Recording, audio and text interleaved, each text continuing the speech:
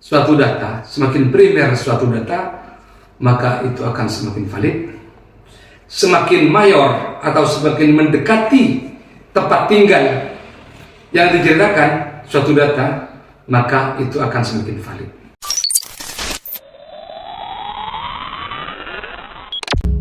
Assalamualaikum warahmatullahi wabarakatuh. Bismillahirrahmanirrahim. Alhamdulillahirabbil alamin.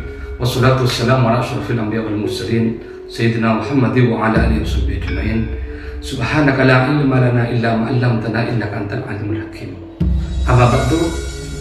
Yang saya hormati para pemirsa sekalian, muslimin muslimat, para netizen dimanapun Anda berada. Alhamdulillah, pada kesempatan kali ini saya akan coba memberikan penjelasan tentang naskah primer yang dimiliki oleh Na'at, yang menjadi rujukan utama dari Na'at. Karena apa? Karena teori kami, landasan pengambilan isbat atau syahadah sertifikat nasab dari kami adalah berdasarkan pada manuskrip atau data-data kuno yang lebih daripada 100 tahun umurnya. Sebagaimana teori ilmu nasab, bahwa semakin tua suatu data, semakin primer suatu data, maka itu akan semakin valid.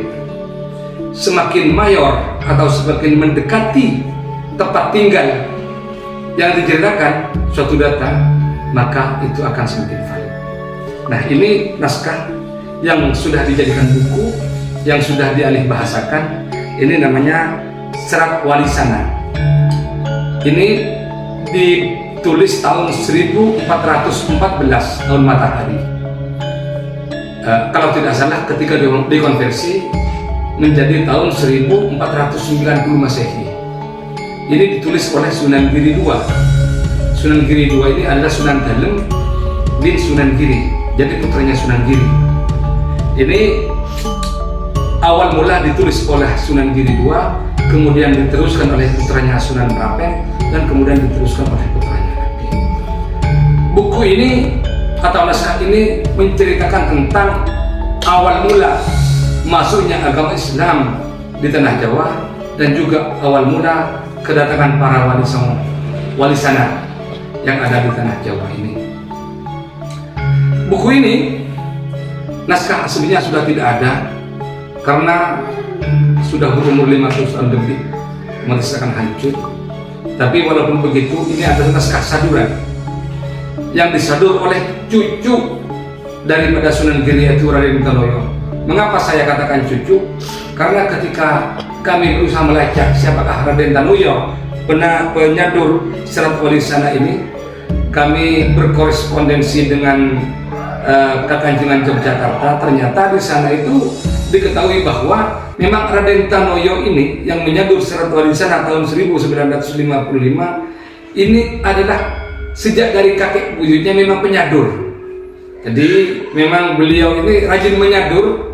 Menyadur itu adalah menyalin suatu naskah dari aslinya dengan tidak mengubah esensi dari naskah tersebut. Jadi insya Allah karangan Sunan Dalem ini orisinilitasnya 90%, karena tidak dirubah esensinya oleh Raden Tanoyo. Baik, para netizen yang berbahagia, ini buktinya bahwa ini masih orisinil. Coba dekatkan, kamera dekatkan. Nah, ini ada naskah-naskah yang berbahasa Jawa Kawi. Ketika saya tanya kepada orang yang ahli bahasa Jawa, ternyata naskah bahasa Jawa itu dibagi 3. Yang pertama Jawa Kawi. Jawa Kawi ini populer pada era Majapahit sampai awal berdirinya Demak. Ini Jawa Kawi. Yang kedua Jawa Media. Jawa Media ini sejak Mataram sampai abad ke-20. Yang ketiga naskah Jawa Kamardikan, itu tahun setelah kemerdekaan. Setelah kemerdekaan. Tentunya kosakatanya beda. Orang yang hidup di zaman kemerdekaan seperti sekarang ini membaca naskah bahasa Jawa Kawi tidak akan mengerti, karena kosakatanya akan beda. Dan demikian halnya juga dengan naskah Jawa Madya juga akan beda naskahnya. Nah ini ketika kami tanya ke ahli bahasa, ke Kitarka dulu yang menerjemah, yang ahli bahasa naskah ini Jawa, naskah Jawanya Jawa Kawi. Berarti jelas ini ditulis pada masa Majapahit dan awal berdirinya Demak. Nih itunya para saudara para netizen. Ini Raden patah lajeng mundur bubaran kang sampian nangkli Arya Damar sahagarwa kondur pakuwon jeropuri. Ini bahasa ini kasaput dulu samana warnanen rahaden siwi. Ini bukan orang-orang Jawa sekarang, meskipun orang asli orang Jawa ketika ditanya ini tidak akan mengerti karena ini memang Jawa Kawi begitu. Jadi suatu naskah itu walaupun ini sudah salinan, walaupun kertasnya kertas baru, tapi kosakatanya bahasa Kawi ini tetap dia itu dianggap kuno. Jadi untuk melihat suatu manuskrip itu kuno atau tidak, bukan hanya dilihat dari kertasnya. Pertama dilihat dari kertasnya daluang atau tidak. Kalau memang daluang dilihat dari bahasanya. Walaupun kertasnya daluang, tapi kosakatanya kosakata Jawa Madya atau Jawa Kamardikan, otomatis kalah valid dengan Jawa Kawi.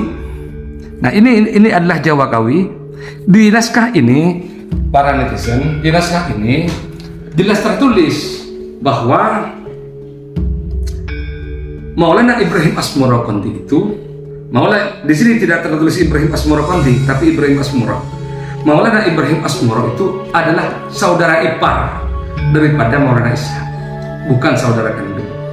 Ini yang membuat dasar kami mengatakan bahwa untuk keturunan Maulana Ishaq itu Al-Jilani dan untuk Ibrahim Asmoro itu Al-Husaini. Di samping itu juga ini diperkuat oleh naskah Tabur Adam yang juga kosakatanya kosakata bahasa Jawa Kawi, juga di situ tertulis juga bahwa Jumatil Kubro berputra perempuan yang sudah menikah dengan Syekh Ishaq. Demikian sedikit penjelasan dari kami, semoga bermanfaat. Assalamualaikum warahmatullahi wabarakatuh.